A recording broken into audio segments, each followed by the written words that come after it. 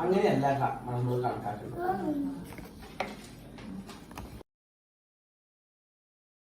ഇപ്പൊ നമ്മൾ ഒരുപാട് OPയിൽ നിന്ന് ഓട്ടിസ്റ്റിക് ആയിട്ടുള്ള കേസസ് കണ്ടു. അപ്പോൾ നമ്മൾക്കറിയാമേ ഓട്ടിസം എങ്ങനെയാണ്, എന്താണ് ഓട്ടിസം, അതേപോലെ അതെങ്ങനെയാണ് മാനേജ് ചെയ്യുക. സാർ അത് സക്സസ്ഫുൾ ആയിട്ട് ഒരുപാട് കേസ് മാനേജ് ചെയ്യുന്നതും ഞാൻ കണ്ടു. പക്ഷെ ഒരു പ്രശ്നം എന്താന്ന് വെച്ച് കഴിഞ്ഞാൽ, ഇപ്പോൾ ഓട്ടിസം എന്താണ്, അതെങ്ങനെയാണ് മാനേജ് ചെയ്യുക, അതെങ്ങനെയാണ് മനസ്സിലാക്കുക എന്ന് കോമൺ ആയിട്ടുള്ള ആൾക്കാർക്ക് അറിയില്ല, നമ്മുടെ സാധാരണക്കാർക്ക് അറിയില്ല. ഇപ്പൊ ഞങ്ങൾ തന്നെയാണെങ്കിലും ഞങ്ങളുടെ ഇപ്പൊ ഫാമിലിനെ കൺവിൻസ് ചെയ്ത് നോക്കിക്കഴിഞ്ഞാലും അവർ പറയുന്നത് അത് കുട്ടികളിൽ ഉണ്ടായിരുന്ന ചെറുപ്പത്തിൽ ഉണ്ടാകുന്ന ഒരു പ്രശ്നമാണ്, വലുതാകുമ്പോൾ അത് തന്നെ മാറിക്കോളും, അതിന് ട്രീറ്റ്മെന്റ് ഒന്നും എടുക്കേണ്ട ആവശ്യമില്ല എന്നാണ് അവർ പറയുന്നത്. പക്ഷെ അത് തെറ്റല്ലേ സാർ? അപ്പോ ഈ സാധാരണക്കാർക്ക് മനസ്സിലാവുന്ന രീതിയിൽ സാറിനൊന്ന് പറയാവോ എന്താണ് ഓട്ടിസം എന്നുള്ളത്? ഓട്ടിസം എന്ന് പറഞ്ഞ വാക്കിന്റെ അർത്ഥം സാധാരണക്കാരുടെ ഭാഷയിൽ പറഞ്ഞ സ്വന്തം കാര്യം സിന്ദാബാദ് എന്നാണ്. എന്ന് പറഞ്ഞു കഴിഞ്ഞാൽ മനുഷ്യനെല്ലാവരും കണ്ടാലും ചിരിക്കും, സന്തോഷം പ്രകടിപ്പിക്കും, ഇങ്ങനെയുള്ള കുറെ കാര്യങ്ങളൊക്കെ ഉണ്ടാക്കും. പക്ഷെ ഓട്ടിസം ഉള്ള കുട്ടിക്ക് ഇതൊന്നുമില്ല. സ്വന്തം കാര്യത്തിൽ മാത്രം നോക്കിയിരിക്കുക, സ്വന്തം പ്രവൃത്തിയിൽ മാത്രം ഇടപഴകുക എന്ന് പറയുന്നതാണ് യഥാർത്ഥത്തിൽ ഓട്ടിസം എന്ന് പറയുന്നത്. അപ്പോൾ അറ്റ് ദി ഏർലിയസ്റ്റ് നമുക്കത് മനസ്സിലാക്കി കഴിഞ്ഞാൽ എത്രയും പെട്ടെന്ന് നമുക്കത് ചികിത്സിച്ച് മാനേജ് ചെയ്യാൻ പറ്റും. തീർച്ചയായിട്ടും. അതായത് കുട്ടികളില് ഈ ഒറ്റയ്ക്കിരുന്ന് കളിക്കുക അല്ലെങ്കിൽ വിളിച്ചാൽ വിളിയേക്കാതിരിക്കുക തുടങ്ങിയുള്ള ലക്ഷണങ്ങൾ കാണുമ്പോൾ സാധാരണ നമ്മൾ വിചാരിക്കും കുട്ടികളല്ലേ, അവരുടെ ലോകത്തിരുന്ന് കളിക്കുകയാണല്ലോ അത് വിചാരിക്കും.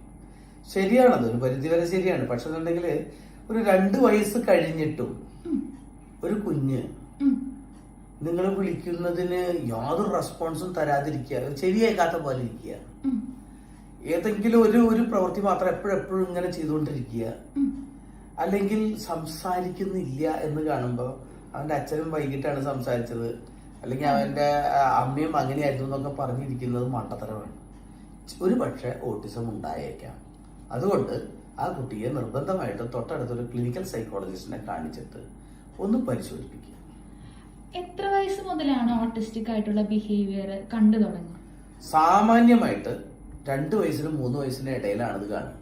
2 വയസ്സിനും 3 വയസ്സിനും അതുവരെ ഉണ്ടായിരുന്ന അച്ഛൻ അമ്മ എന്നൊക്കെ പറഞ്ഞിരുന്ന 2 വാക്കുകൾ പോലും ഇല്ലാണ്ടായി പോകും ചിലർക്ക്. അങ്ങനെ പരമാവധി അവർ പറയും ഏത് നേരം TV കണ്ടിരുന്നിട്ടാണ്, അല്ലെങ്കിൽ ഞങ്ങളെല്ലാവരും ജോലിക്ക് പോയി കുട്ടി മാത്രം ഒറ്റയ്ക്കുള്ളൂ അതിന്റെ പേരിലാണെന്നൊക്കെ പറഞ്ഞേക്കാം. പക്ഷെ അതൊക്കെ ഒരു എന്താ പറയാ ഉപോത്ബലകമായിട്ടുള്ള കാരണം എന്നേ പറയാൻ പറ്റുള്ളൂ. യഥാർത്ഥത്തിൽ അത് ഓട്ടിസ്റ്റിക് ബിഹേവിയർ ആയിരിക്കാൻ ചാൻസ് ഉണ്ട്. അതുകൊണ്ട് നിർബന്ധമായും അവരെ ഒന്ന് പരിശോധിപ്പിക്കണം. നമ്മളുടെ കുട്ടികൾ ഓട്ടിസ്റ്റിക് ആണെന്ന് എന്തൊക്കെ ബിഹേവിയർ കൊണ്ടാണ് നമുക്ക് മനസ്സിലാക്കാം? 3 പ്രധാനപ്പെട്ട കാര്യങ്ങളാണ്. ഒന്ന്, വിചാരിച്ച പോലെ സംസാരം ഇല്ലാതാവുക, അല്ലെന്നുണ്ടെങ്കിൽ ഉണ്ടായിരുന്ന സംസാരം ഇല്ലാണ്ടാവുക. 2, റിപ്പീറ്റഡ് ആയിട്ട് തുടർച്ചയായിട്ട് ഒരു ഉപകാരവും ഇല്ലാത്ത ഒരു പ്രവൃത്തി ഇങ്ങനെ എപ്പോഴെപ്പോഴും ചെയ്തുകൊണ്ടിരിക്കും. 3, പുറമെയുള്ള ഒരാളെയും മൈൻഡ് ചെയ്യാതിരിക്കുക, സോഷ്യലൈസേഷൻ ഇല്ല എന്ന് പറയും അതിന്. എന്ന് പറഞ്ഞു കഴിഞ്ഞാൽ കണ്ടച്ചിരിക്കാതിരിക്കുക, വിളിച്ച വിളിയേക്കാതിരിക്കുക, അതല്ലാന്നുണ്ടെങ്കിൽ കൂട്ടുകാരൊരുമിച്ച് കളിക്കാതിരിക്കുക. അങ്ങനെയുള്ള 3 സവിശേഷതകളാണ് പ്രധാനമായും ഓട്ടിസത്തിലുള്ളത്. അത് കണ്ടു കഴിഞ്ഞാൽ നിർബന്ധമായും പരിശോധിപ്പിക്കണം.